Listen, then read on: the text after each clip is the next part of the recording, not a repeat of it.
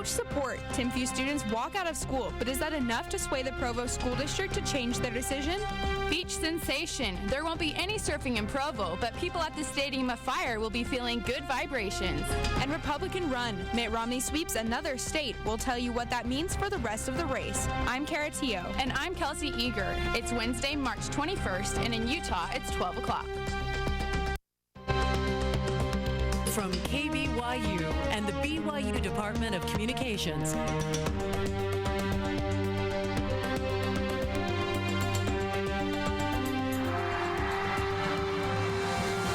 This is the award-winning 11 News at noon.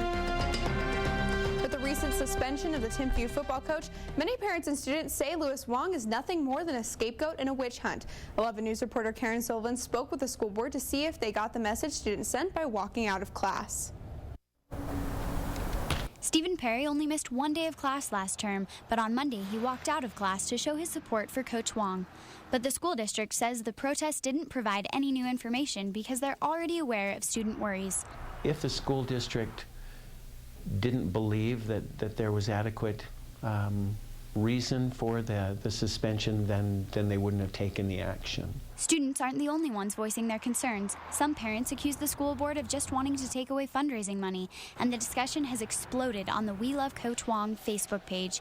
Dane Henderson writes, "They never took interest in this policy until they realized how much the Timpview football program had raised." Heather McKay also says Coach Wong never did anything illegal. The books are a mess, and there was sloppy bookwork, but it was done by everybody, not just Coach Wong. Timpview students say they want to be more informed about what's going on with their beloved coach. But when I asked Provo School District what they're doing to reach out to the community, they refuse to answer. They need to know that we're behind Coach Wong 100%, and that they can't just take him away. Perry says that he and his fellow classmates will continue to search for ways to show their support for Coach Wong. In Provo, Karen Sullivan, 11 News. Parents say Coach Wong's appeal process was supposed to start yesterday, but the school board postponed it.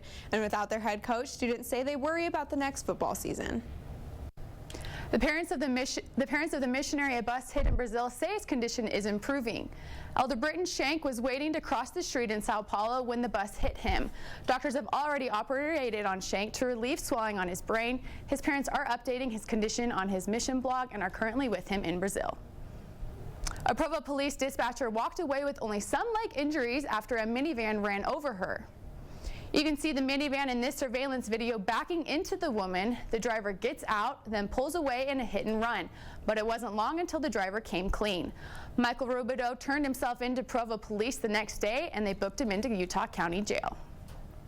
It's a case of the boy who cried wolf. Since officials announced a possible wolf sighting in northern Utah earlier this month, calls have been streaming in from witnesses who say they have seen the pack. While the Division of Wildlife doesn't want to discourage callers, most of the calls they've received, officials say, are false alarms.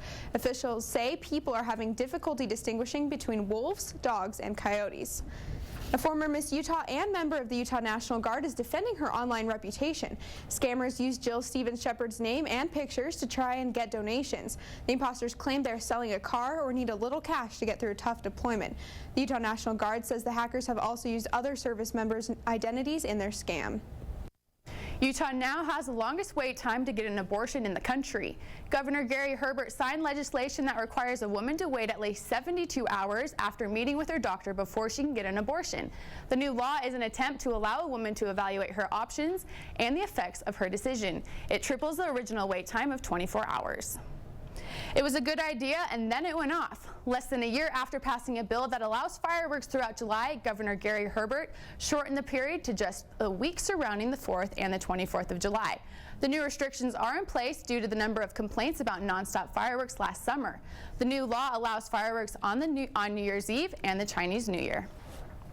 The Stadium of Fire is just 3.5 months away, but people are already talking about this year's headline performers. 11 News reporter Rosemary Card went to the Stadium of Fire press conference. So Rosemary, who's Provo bound?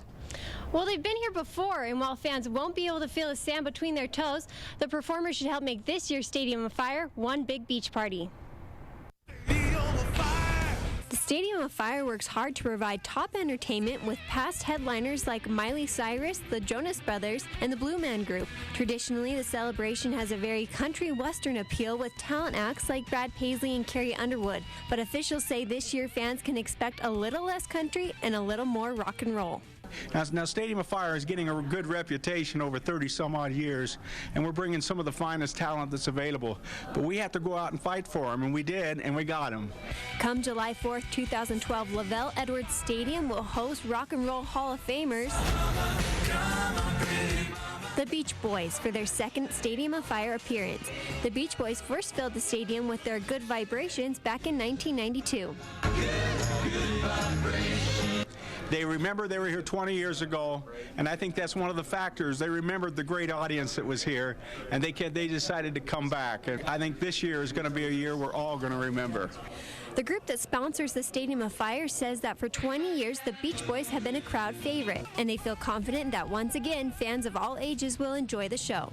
I know the Beach Boys, they're an American icon, and I'm so excited. Tickets go on sale Friday at 9 a.m. And if you want to get your hands on some of those seats, log on to 11news.byu.edu and click on My Story, where you can find a link to the ticket sale website. Live on BYU campus, Rosemary Card, 11 News. Thanks, Rosemary.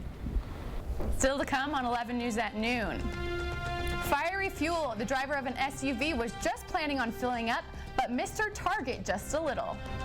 And Rolling Restaurant. The grub's good, the locals love it. We'll tell you where to track down this nomadic diner when we get back.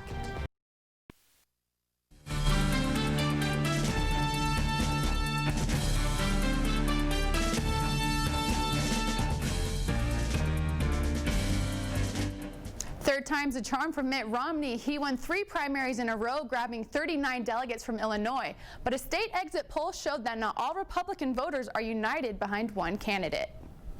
Another Tuesday, another must-win contest for Mitt Romney.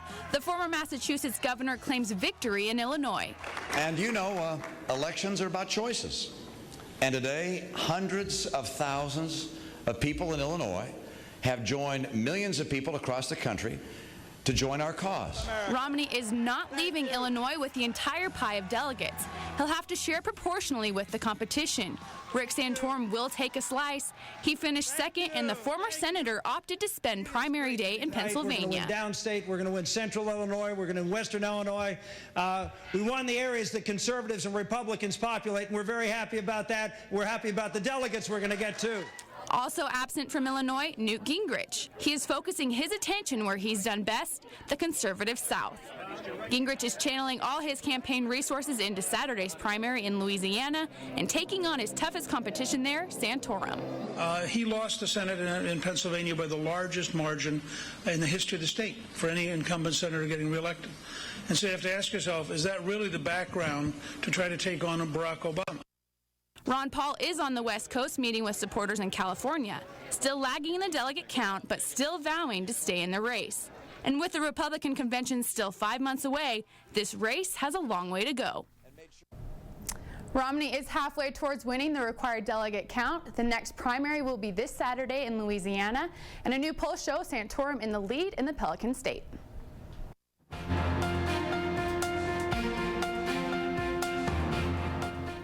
Police arrest 6 protesters in Arizona. A Florida gas station burst into flames, and home buyers win big in the real estate market crash. Here's your look at news from across the nation. 6 people ended up behind bars after protesting Arizona's immigration laws. More than 100 protesters marched near a high school in support of undocumented students getting a path to citizenship. The group says their message is that people who are living in the United States illegally shouldn't have to live in fear. Police are expected to charge those arrested with disorderly conduct. A fill-up at a Florida gas station turned into a fireball when an SUV slammed into a pump. The gas station surveillance video shows a yellow Hummer waiting to fuel up when the SUV lost control and hit the pump. The gas station attendant says she immediately hit the button to stop the fuel from pumping, and everyone escaped the fire without injury. And one group has won big in the midst of the real estate market crash. People looking to buy a home can get a real bargain with the historically low interest rates. One online real estate company says in 98 of the top 100 housing markets, it's more affordable to buy a home than to rent. But it's also a lot harder to get a mortgage than it used to be. And that's your look at news from across the nation. Kelsey? When 11 News at noon returns. Chow Truck. You might have to chase down that elk burger or gourmet taco, but the people who know about this street side gem say it's worth it. And brutal bees, a van morphs into a beehive overnight. We'll tell you what this Tennessee man did to get his car back when we return. It's the second day of spring, and it definitely feels like our weather is living up to expectations. If we take a look outside, the sun is shining bright, and there's that blue sky we've been waiting for, and it looks like most of the snow left over from the weekend storm is finally melting off the mountains. Our current conditions, it's 47 degrees, partly cloudy with a wind speed of 14 miles per hour. There is a high pressure area that is setting up shop over the west, and those clouds that we see should move out for the rest of the day today. Going into tonight, we can expect clear skies and zero chance of precipitation. The low tonight will be around 38 degrees after sunsets at 7:41 p.m.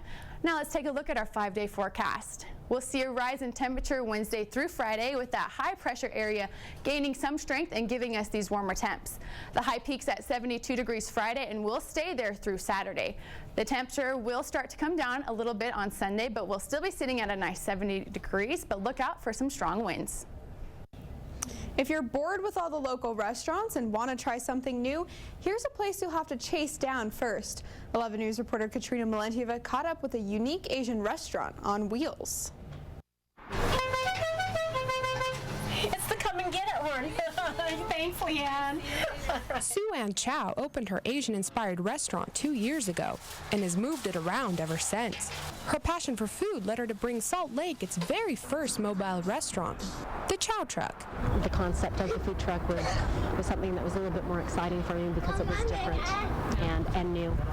And with a menu of unique marinades and meats, she's seen plenty of success. It's easy to try a lot of different things. This is just a great alternative to fast food. And customers say once you try Sue-Ann's Chow, it's hard to stay away.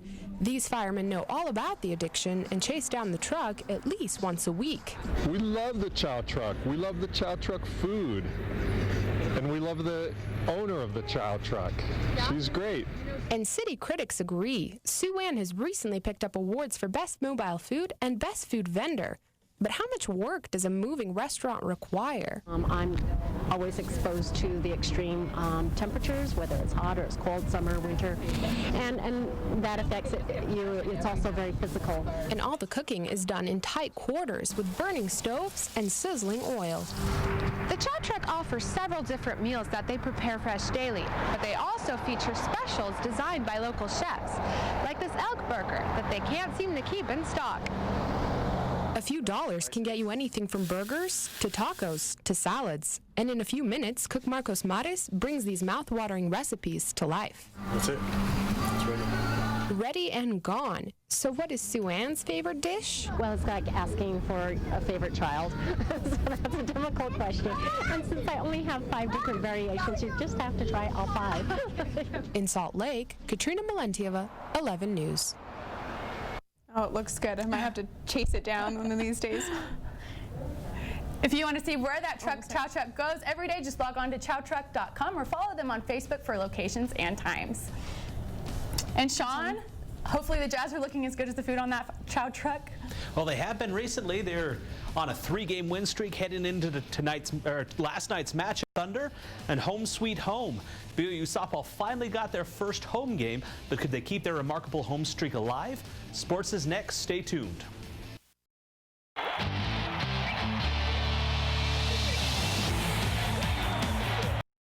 And the Jazz's 4-game win streak has put them right back into the thick of the Western Conference playoff chase. Taking a look at the race for the last 2 playoff spots, Denver's sitting in the 7th spot with a 25-21 record, 9 games back of the West leading Thunder, and just a half game back in the 8th spot is Houston at 25-22. The Jazz are just outside the playoffs at number 9, but only a half game out, followed by Phoenix at 500 and Minnesota just 2 games out of the 8th spot. The Jazz still get 1 game apiece versus Denver and Houston, plus 2 more against Phoenix. But there's some bad news for the Jazz, though. The team announced that forward Josh Howard will miss the rest of the season with a knee injury. And while the tournament madness is on hold for the men until tomorrow, the round of 16 is set in the women's tournament.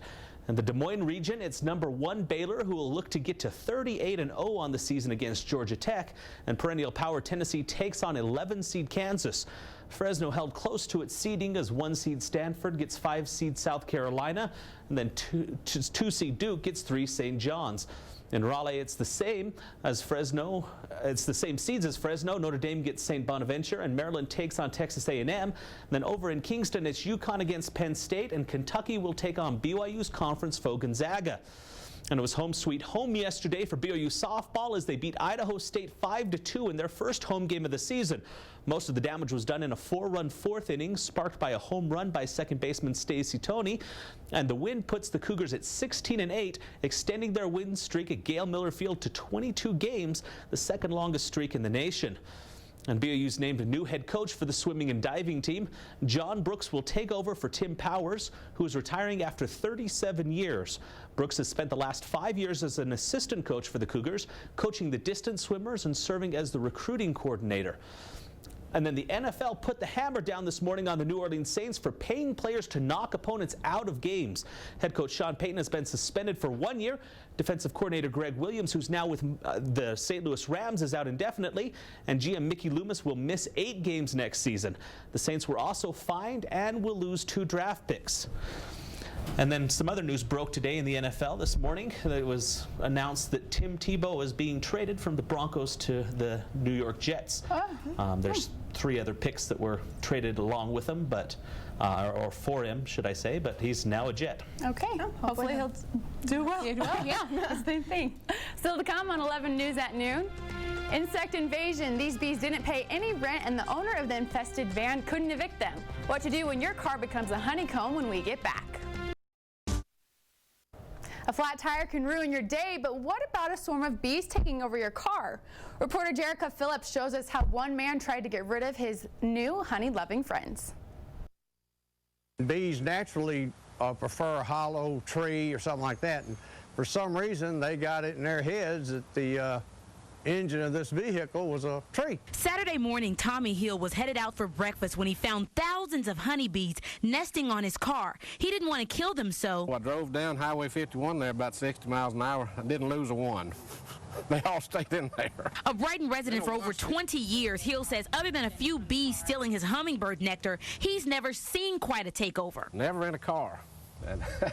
And just no way to get them out. This most unusual swarm call I've ever gotten. Hill's next step was to get help, so he called up beekeeper Bill Hughes. Well, you know, they were all down in here. Here are pictures from Sunday as Hughes tried to capture the bees. Always be suited when you get a swarm of bees. Using a box of honey, he tried to lure the bees out. I set the box right here, and they just marched right into it. But the bees didn't stay. Before Hughes could transport them, they swarmed into a tree, and then within 5 minutes, all the bees came out of the tree again and got back in the engine of the car. 3 or 4 pounds of bees, so we're talking 20, 25,000. By Tuesday, just as suddenly as they had appeared, the bees were gone. Hughes believes they were just confused and says Hill did the right thing by buzzing for help. They can get a little nasty, so it's best to get someone out that knows what they're doing. That's 11 News at noon for Wednesday, March 21st. You can join us anytime on our website, 11news.byu.edu. Thanks for watching. Have a great day. Programming on 11 is made possible by viewers like you.